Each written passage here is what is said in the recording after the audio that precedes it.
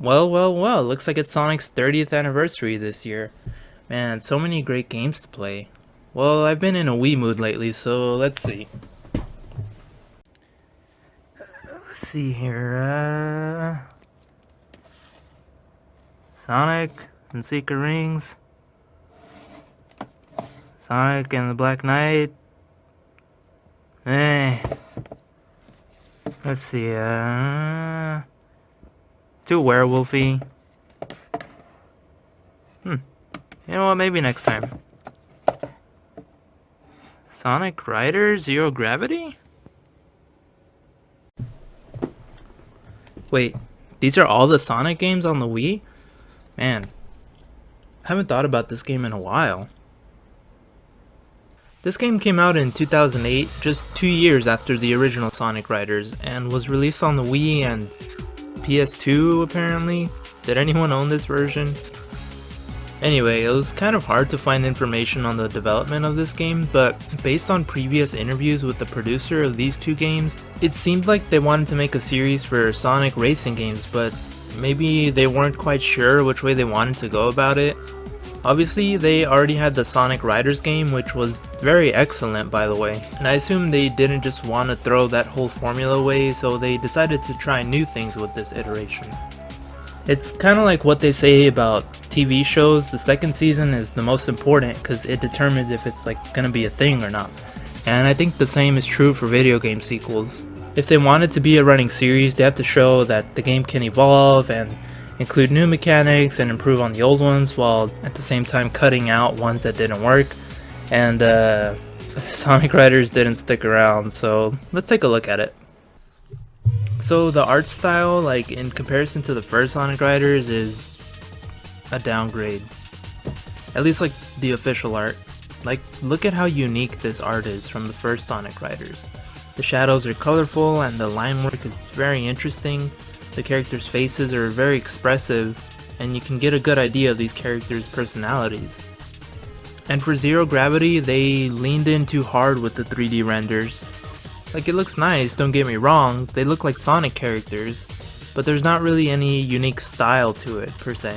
Which is kind of weird because some of the concept art I found looks pretty sick, but they just didn't do much with it, instead they favored the 3D renders. But as far as the game itself goes, it does look very nice. The rendered cutscenes look well animated, especially for the time. And I have to admit that some of these stage designs are amazing. I think they're all like very loosely based on some previous Sonic levels, but they still feel like they belong in the Sonic Riders universe.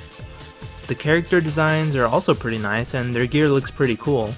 But okay, the story mode cutscenes look terrible. Yeah, and speaking of the story mode, it's just there. It feels like they kind of slapped it in just to give some context to the game and why they're racing, but it's not really needed. There's a hero mode and the Baby Lawn Rogois story mode. It's a neat idea because it's kind of like Sonic Adventure 2, where it's the same location but instead it's nighttime. I like to think of it as the underside of the levels, two sides of the same coin. You know, they reuse the assets but change the level up. And the story mode is kind of short, but yeah, we're not going to talk about the plot holes. Actually, we are. If Amy has to run away from Storm, tell me why he can't literally just reach out and grab her. I mean, she's right there. Why are they running in circles if they have to get somewhere? Why are they pronouncing Meteotech if it's spelled Meteor Tech? Also, Jet is a little piece of trash for talking to his teammates like that, but bonus points to the story for literally making the meme 12 years ahead of its time. Alright, moving on to the gameplay. So just to be clear, I played this on my Wii U because I can only capture HDMI footage, and for some reason you can't use GameCube controllers for Wii games on the Wii U, so I'm gonna have to roll with this bad boy right here. Hold on, one more thing.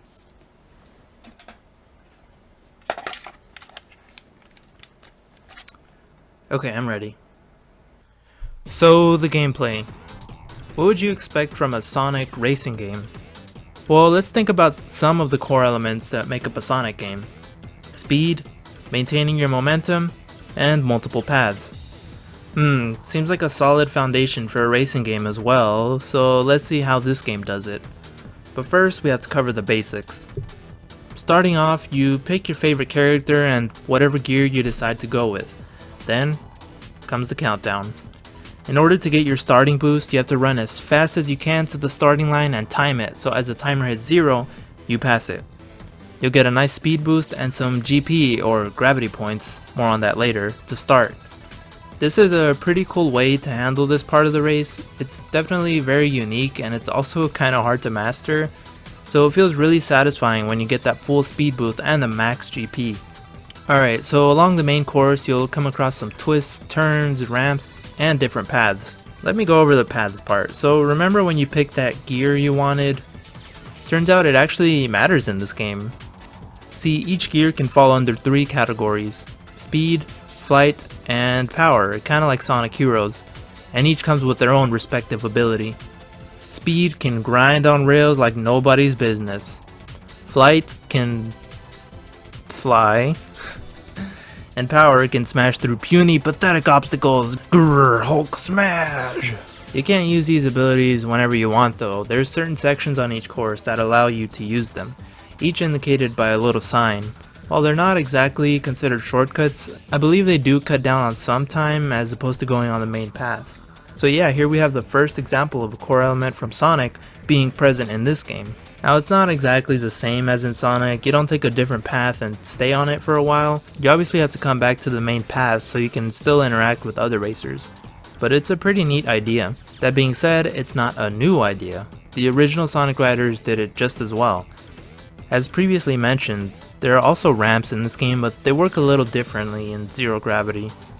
Instead of holding jump and letting go, you just press jump right at the edge and pull off stunts.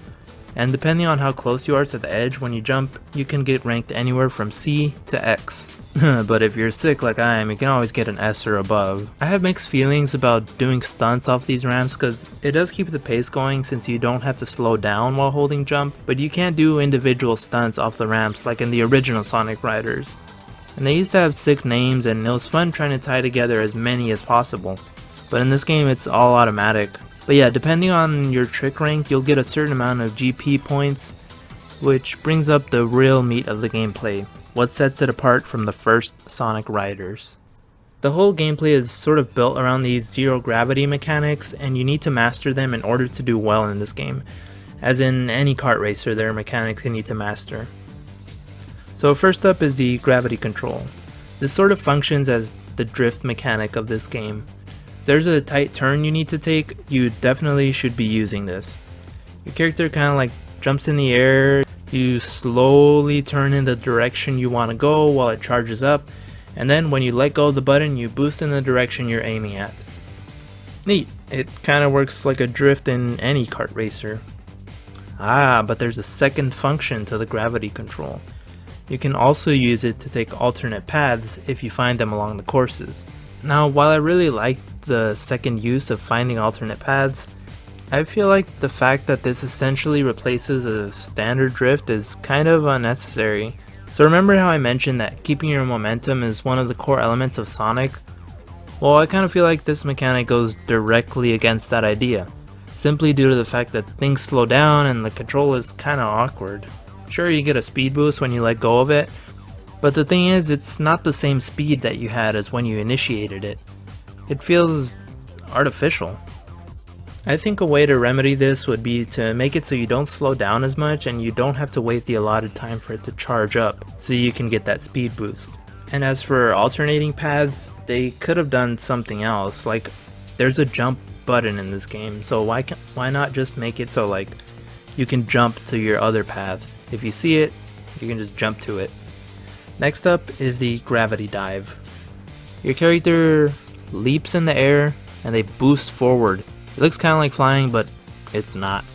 The downside of this is that it quickly uses up your GP and you can't turn at all while doing this. Usually whenever you do it, you can find some obstacles to kind of like grind off of, which boosts you even more and you gain some GP back. I kind of like this mechanic. There's kind of like a risk-reward system going on with your GP, but it feels like the devs didn't really know what else to do with this. In the course, it feels like, oh, there's a flat stretch of land here with noticeable obstacles on the side. I wonder what I can do here. And it's usually somewhere toward the end of the lap. It's kind of sad because it feels like they figured out what to do with it after they designed the courses, because there's some pretty sick missions, more on that later, that utilize their gravity dive pretty well, and they're pretty fun. But stuff like this isn't included in any of the courses. But that being said, this mechanic does give me a sense of speed, which is one of the core elements of Sonic. I just feel like they could have done more with it. So yeah, these gravity mechanics make for pretty cool visuals and sense of speed, but it feels like at times they work in contrast with what the first Sonic Riders built. And it's hard to not compare the two, but okay, as a solo game, it's fine. It has room to improve, but it's fine. Compared to the first Sonic Riders, I think it's inferior. I could go on and on about the ideas I have on how to improve the game, and the courses, and the mechanics, but yeah, we ain't getting another entry in this series. So it'd be kind of like screaming into the void. Kind of like I'm doing now. Oh right, almost forgot to mention the other parts of racing. So you can also get rings along the track, and these can be used to gear change your gear. For each character's standard gear, they usually can't access their abilities right away. They have to reach the second gear, and then they can use their abilities. But other gear have interesting and unique gear changes, like the Witch's Broom allows you to kind of like use items whenever you want.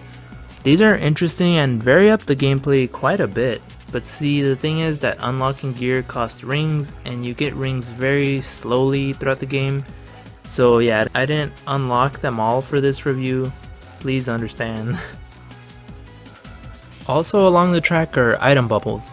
They don't function like regular items in kart racers though. They focus more so on either directly helping you out or directly punishing you.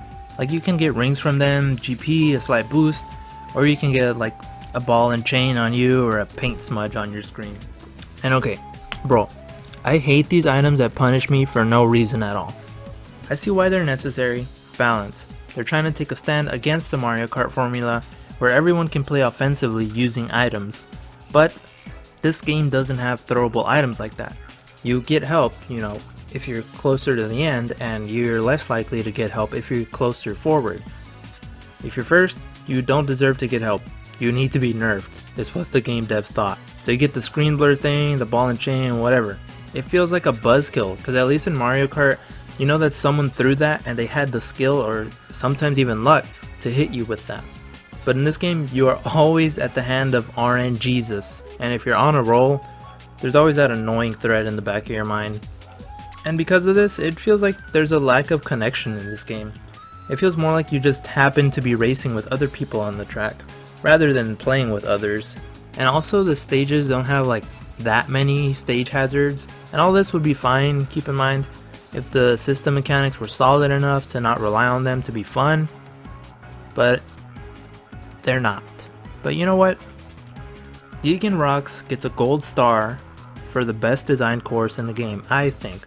To me, it feels really cool because like you get a real sense of speed, and the music is awesome, and the visuals are so cool. I mean, that's pretty sick.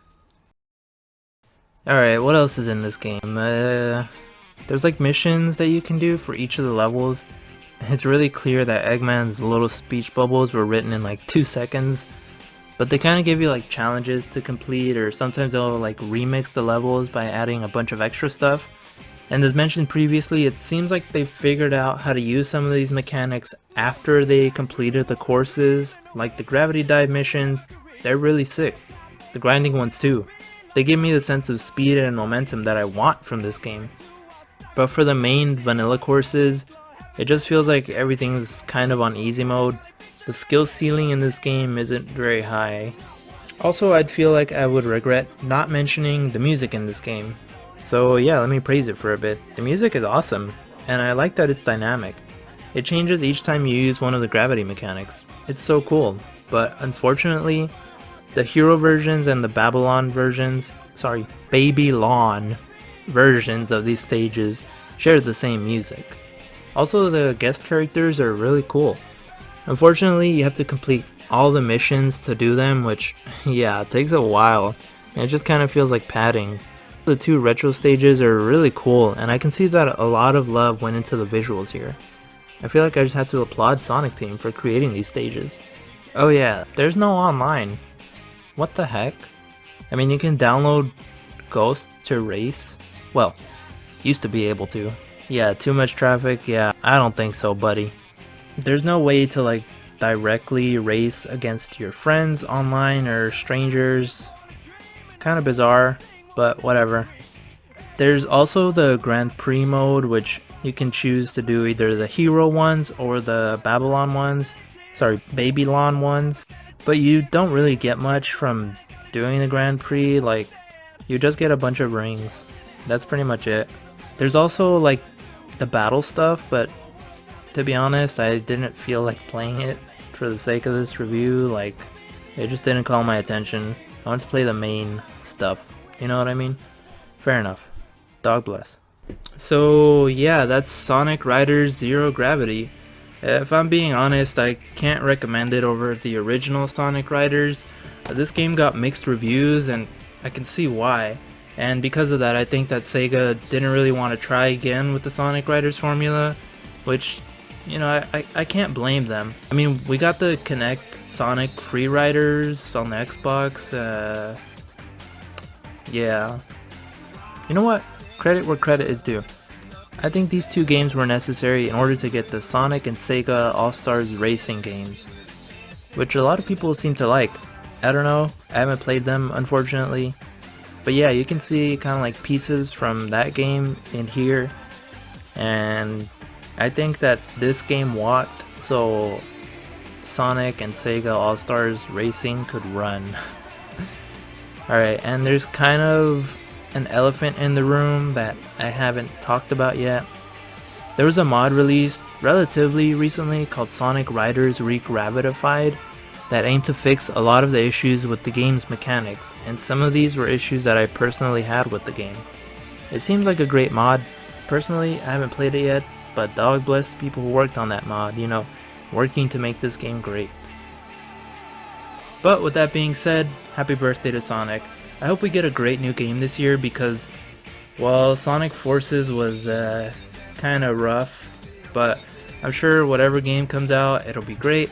I'll be there to play it, and I'm excited in whatever happens this year. And also, if you made it to the end of this video, I greatly appreciate it. Thank you very much. Consider subscribing to the channel for more content like this. I'm so close to 100 subscribers. As of now, recording this, I'm at 99. So if I can get at least one person to subscribe, that'd be amazing, so I can hit the 100 subscriber mark. And my goal for this year is reach 1,000 subscribers. I don't think it's that wild of a goal. I think it's completely achievable, but obviously I'm gonna have to put the work in. But yeah, thank you very much if you watched all the way. Dog bless you. Have a good day.